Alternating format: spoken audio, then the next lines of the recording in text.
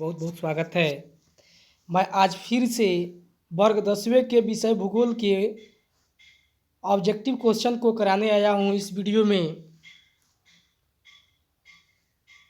और आप लोगों से यही उम्मीद करता हूँ कि आप लोग जितने भी मैं वीडियो को अपलोड करके डाल रहा हूँ यूट्यूब चैनल पे, आप लोग उसे अच्छे से नोट करते चल रहे हैं, जिससे कि आप लोगों का एक बेहतर तैयारी हो। समय ज़्यादा ना लेते हुए वीडियो पे चलते हैं डायरेक्ट क्वेश्चन पेपर पे और क्वेश्चन के बारे में जानते हैं। पहला स्टार है ये, पृथ्वी की सतह के 3/4 भाग पर, पृथ्वी की सतह कितने चौथाई भाग पर? 3/4 भाग पर जल पाया जाता है। क्या पाया जाता है? पृथ्वी के सतह पर 3/4 भाग पर क्या पाया जाता है? जल पाया जाता है, जो पूरे पृथ्वी के लगभग 71% भाग जल मौजूद है। पृथ्वी में कितना प्रतिशत भाग जल मौजूद है? 71%। और ये भी आपसे क्वेश्चन, इसमें क्वेश्चन कई पूछा जाएगा, लेकिन ये क्वेश्चन जैसे मान लीजिए पूछा जाएगा पृथ्वी में कितने प्रतिशत जल पाया जाता है, तो 71%। ये भी पूछा जा सकता है आपसे क्वेश्चन कि पृथ्वी के कितने चौथाई भाग पर जल पाया जाता है। ऑप्शन मान लीजिए दे देगा 1/4 भाग पर, 2/4 भाग पर, 3 में 3/4 भाग पर, 4 में 5/4 भाग पर। तो गाइज हमारा आंसर क्या होगा? 3/4 भाग पर। नेक्स्ट पॉइंट है,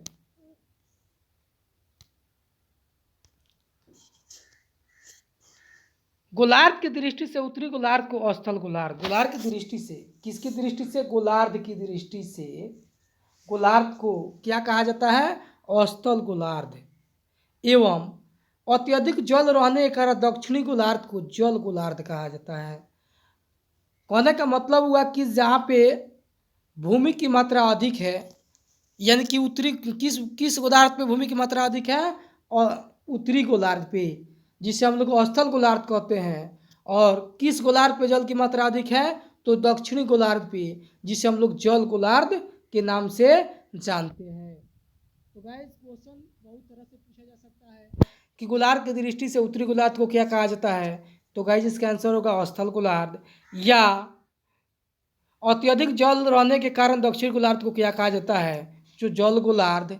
या जल गोलार्ध किसे कहा जाता है? या जल गोलार्ध किस गोलार्ध को कहा जाता है? तो गाइस दक्षिण गोलार्ध को। या ये भी क्वेश्चन पूछा जा सकता है कि अस्थल गोलार्ध किस गोलार्ध को कहा जाता है? तो गाइस उत्तरी गोलार्ध को। अस्थल गोलार्ध किस गोलार्ध को कहा जाता है? उत्तरी गोलार्ध को। नेक्स्ट पॉइंट है आपका, पृथ्वी के अधिकतर भाग पर जल की उपस्थिति के कारण पृथ्वी को नीला ग्रह कहा जाता है। ये भी आपसे क्वेश्चन पूछा जाएगा, जैसे मान लीजिए कि कह रहा है कि पृथ्वी के अधिकतर भाग पर जल की उपस्थिति के कारण पृथ्वी को नीला ग्रह कहा जाता है।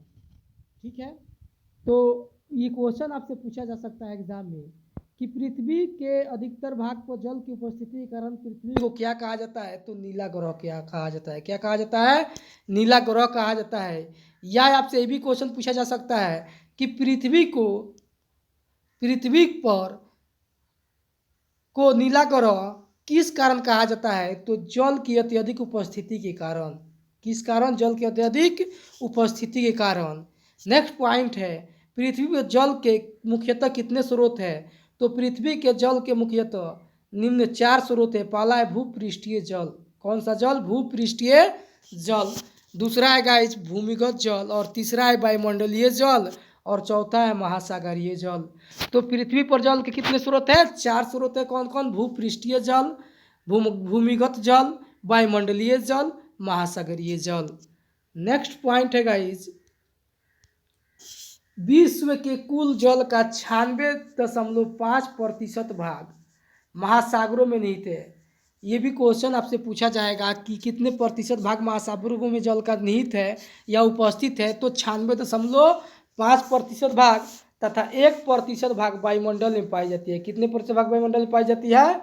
1% भाग वायुमंडल में पाया जाता है, जो तैर रहा है। नेक्स्ट पॉइंट है आपका, पृथ्वी पर केवल 2.5% जल पीने योग्य है या मीठा जल है। ये क्वेश्चन पूछा जाएगा आपको कि पृथ्वी पर कितना प्रतिशत जल पीने योग्य है? तो 2.5%। या ये भी पूछा जा सकता है गाइस कि पृथ्वी पर कितना प्रतिशत मीठा जल पाया जाता है? तो 2.5%। नेक्स्ट पॉइंट है, भारत में मुख्यतः 2 प्रकार की नदियां पाई जाती है। भारत में कितने प्रकार की नदियां पाई जाती है? 2 प्रकार की। कौन कौन? एक पहला हो गया हिमालय की नदियां और दूसरा हो गया प्रायद्वीपीय नदियां। पहला क्या हो गया? हिमालय की नदियां और दूसरा हो गया प्रायद्वीपीय नदियां। ये हिमालय की श्रेणी से निकलती है और ये पठारी भागों से निकलती है। नेक्स्ट पॉइंट है, हिमालय की नदियों में जल का मुख्य स्रोत हिमालय पर जमा बर्फ है। हिमालय की नदियों में जल का मुख्य स्रोत क्या है? हिमालय पर जमा बर्फ है। हिमालय के क्षेत्र में जो बर्फ जमा रहता है और धीरे धीरे ताप दाब बढ़ने के कारण वो पिघलता है, जिससे कि जल का बहाव उत्पन्न होता है। जबकि प्रायद्वीपीय नदियों में जल का स्रोत वर्षा का जल है। वर्षा का जल है। प्रायद्वीपीय नदियों में क्या है? जल का स्रोत वर्षा जल है। बारिश होगा तो पानी आएगा, बारिश नहीं होगा पानी नहीं आएगा। लेकिन हिमालय के नदियों में ये 12 माह पानी चलता ही रहता है। विश्व की सबसे लंबी नील नदी है। विश्व की सबसे लंबी नदी कौन सी है? नील नदी है, जिसकी लंबाई 6690 किलोमीटर है। जिसकी लंबाई कितनी है? 6690 किलोमीटर है। क्वेश्चन पूछा जा सकता है आपसे कि विश्व की सबसे लंबी नदी कौन है? तो जैसे 4 गो ऑप्शन देगा आपको, गंगा, ब्रह्मपुत्र, नील नदी, स्वेज नहर। तो गाइज हमारा आंसर क्या होगा? नील नदी होगा। नेक्स्ट पॉइंट है, विश्व की सबसे चौड़ी नदी कौन सी है? चौड़ाई जब पूछा जाए आपसे, ये पूछ सकता है नील नदी, गंगा नदी, अमेजन नदी, सांगपो नदी। तो गाइज हमारा आंसर क्या है? अमेजन नदी। नेक्स्ट पॉइंट है, भारत एवं बिहार की सबसे लंबी नदी गंगा नदी है। भारत एवं बिहार की सबसे लंबी नदी कौन सी है? गंगा नदी है, जिसकी लंबाई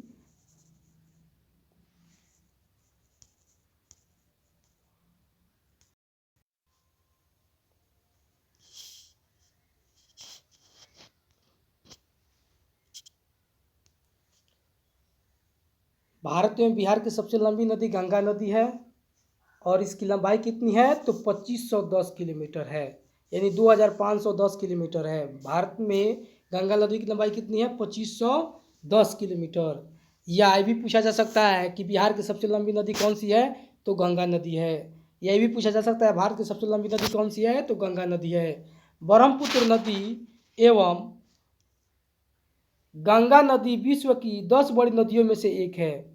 ब्रह्मपुत्र नदी और गंगा नदी कौन सी है? विश्व के 10 बड़ी नदियों में से एक है, जिसमें इसका स्थान ब्रह्मपुत्र नदी का 8वां और गंगा नदी का 10वां है। नेक्स्ट पॉइंट है,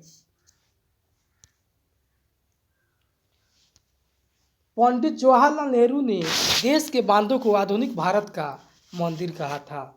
किसने कहा था आधुनिक भारत का मंदिर देश के बांधों को? तो पंडित जवाहरलाल नेहरू ने। या ये भी पूछा जा सकता है पंडित जवाहरलाल नेहरू ने देश के बांधों को क्या कहा था?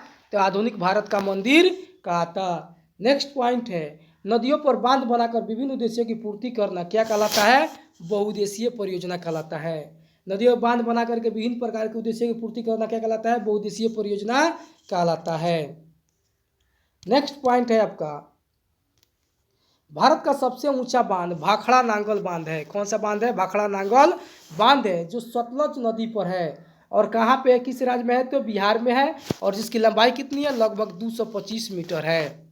बहुत सारे क्वेश्चन निकल सकते हैं। ये भी पूछा जा सकता है भारत का सबसे लंबा बांध कौन सा है? तो भाखड़ा नांगल बांध है। और किस नदी पर है? तो सतलज नदी पर है।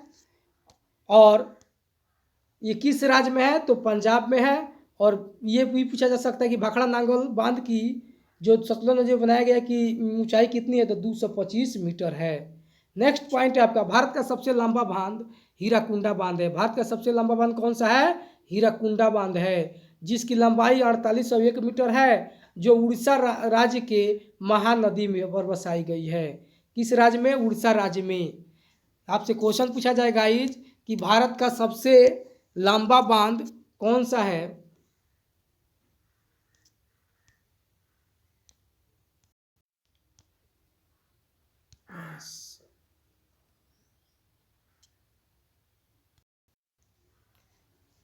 क्वेश्चन पूछा जाए भारत का सबसे ऊंचा बांध पूछा जाए यदि तो भाखड़ा नांगल बांध होगा। ऊंचा पूछा जाए तो भाखड़ा नांगल बांध होगा। और किस नदी पे है तो सतलज नदी पे है। और किस राज्य में है तो बिहार में है, सॉरी पंजाब में है। और ऊंचाई कितनी है तो 225 मीटर है।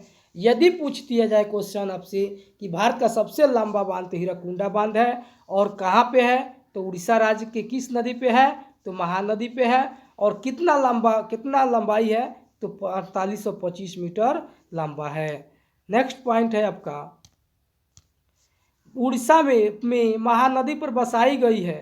पृथ्वी के किस क्षेत्र में जल की उपस्थिति जल संकट के रूप में माना जाता है।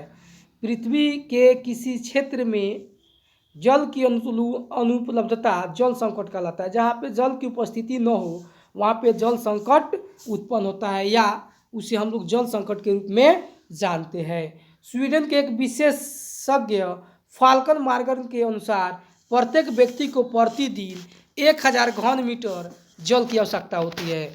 ये फाल्कन मार्ग के अनुसार ये कहाँ के वैज्ञानिक हैं स्वीडन के। ये बताते हैं कि प्रत्येक व्यक्ति को 1000 घन मीटर जल की आवश्यकता होती है प्रतिदिन। नेक्स्ट पॉइंट है आपका, वर्तमान समय में भारत में कुल विद्युत का लगभग 22% जल विद्युत से उत्पन्न होता है। भारत में कुल विद्युत का कितना प्रतिशत जल विद्युत से उत्पन्न होता है तो 22%। नेक्स्ट पॉइंट है, सर्वप्रथम राष्ट्रीय जल नीति सितंबर 1987 ईस्वी में लागू की गई। इसे संशोधित करके राष्ट्रीय जल नीति 2002 में प्रकाशित किया गया। मतलब कि सर्वप्रथम राष्ट्रीय जल नीति को 1987 में ही अपनाई गई थी, लेकिन इसको शोधित करके सही रूप से परख करके राष्ट्रीय जल नीति 2002 को प्रकाशित किया गया। ये पूछा जा सकता है कि आपको राष्ट्रीय जल नीति कब प्रकाशित हुई तो 2002 ईस्वी में। नेक्स्ट पॉइंट है आपका, भूमिगत जल के 22% भाग का संचय वर्षा जल का भूमि में प्रवेश करने से होता है। कितने प्रतिशत 22% जल संचय भूमि में प्रवेश करने से होता है। क्वेश्चन पूछेगा भूमिगत जल का कितना प्रतिशत भाग जल में भूमि में प्रवेश करता है तो 22% भाग भूमि में प्रवेश करता है। नेक्स्ट पॉइंट है, विश्व एवं भारत में सबसे अधिक वर्षा मेघालय में होता है। विश्व में और भारत में अगर पूछा जाए तो क्वेश्चन सबसे अधिक वर्षा कहाँ पर होता है तो मेघालय में होता है। अगर विश्व में पूछा जाए तो मानसून राम में होता है। कहाँ पे होता है मानसून राम में होता है, जहाँ लगभग 1118 सेंटीमीटर वर्षा होती है। कितना सेंटीमीटर वर्षा होती है 1118 सेंटीमीटर वर्षा होती है। नेक्स्ट पॉइंट है आपका, विश्व की सबसे बड़ी नहर स्वेज नहर है। विश्व की सबसे बड़ी नहर कौन सी है स्वेज नहर है। और भारत की सबसे बड़ी नहर कौन सी है तो इंदिरा गांधी नहर है। तो गाइज बहुत तरह से क्वेश्चन पूछा जा सकता है, विश्व की सबसे बड़ी नहर कौन सी है तो स्वेज नहर। अगर भारत का क्वेश्चन पूछेगी भारत की सबसे लंबी नहर कौन सी है तो इंदिरा गांधी नहर है। नेक्स्ट पॉइंट है गाइज, सोन नदी घाटी परियोजना बिहार की प्राचीन एवं पहली परियोजना है। बिहार की सबसे पहली परियोजना कौन सी है सोन घाटी परियोजना है। और सबसे पुराना परियोजना कौन सा है तो सोन घाटी ही परियोजना है, जिसका निर्माण 1874 ईस्वी में अंग्रेजों द्वारा किया गया था। किसके द्वारा किया गया था अंग्रेजों के द्वारा। और कब तो गाइज 1874 ईस्वी में।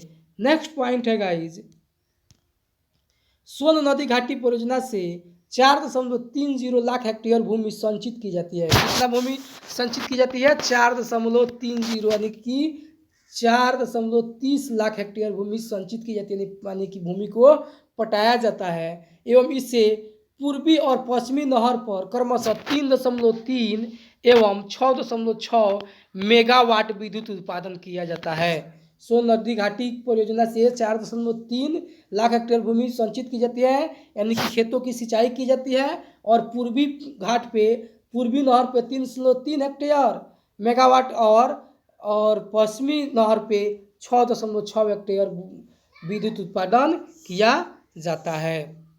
नेक्स्ट पॉइंट है हम लोगों का पाठ्य पुस्तक का प्रश्न उत्तर। जो किताब के पीछे दिया हुआ होता है वो इम्पोर्टेंट होता है, बहुत ही इम्पोर्टेंट होता है। थोड़ा मुख्य रूप से इस पर ध्यान दिया जाए। बृहद क्षेत्र में जल की उपस्थिति के कारण पृथ्वी को क्या कहा जाता है। बृहद क्षेत्र में जल की उपस्थिति के कारण पृथ्वी को क्या कहा जाता है तो गाइज नीला ग्रह कहा जाता है। यानी बहुत सारे जल उपस्थित रहते हैं पृथ्वी पे तो उसको क्या कहेंगे, नीला ग्रह। या पृथ्वी को कौन सा ग्रह कहा जाता है, तो नीला ग्रह भी कहा जाता है। कुल जल का 96.5% भाग कहाँ पे है, तो महासागरों में है, और 1% भाग वायुमंडल में है। नेक्स्ट पॉइंट है,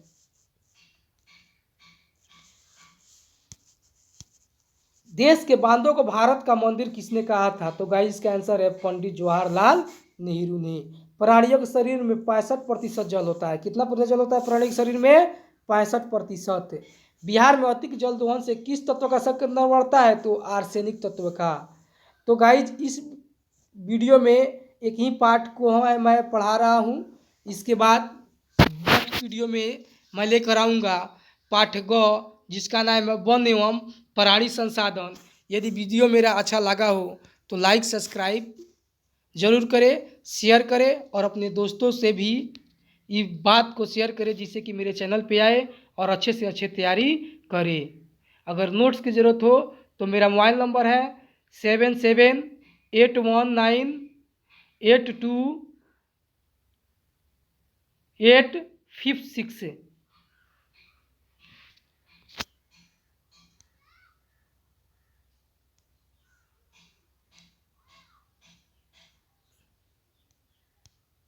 एक बार लिख दे रहा हूँ, 7781982856।